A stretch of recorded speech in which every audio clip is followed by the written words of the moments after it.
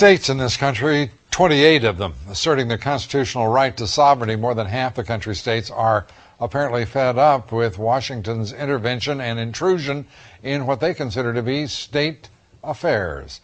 Those states now considering legislation to prevent the federal government from intervening and intruding. Bill Tucker has our report.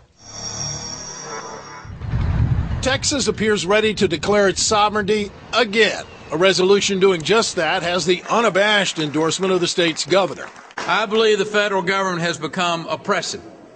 I believe it's become oppressive in its size, its intrusion in the lives of its citizens, and its interference with the affairs of our state. The bill, H.C.R. 50, is currently in Texas's House. It reasserts the constitutional guarantee of the 10th Amendment, which says, quote, "The powers not delegated to the United States by the Constitution, nor prohibited by it to the states, are reserved to the states respectively or to the people."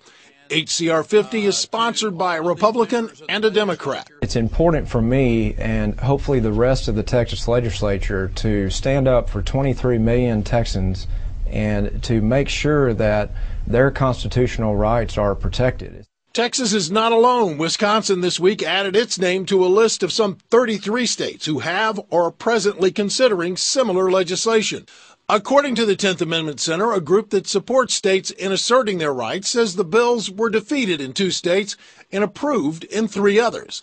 The dissatisfaction at the state level ranges from federally mandated increases in spending on Medicaid and education to federal legislation that requires states to comply with federal policy or lose funding. The National Conference of State Legislatures is reluctant to call this a trend, but I think there is a frustration in certain quarters, particularly among Republicans, about the growth of government.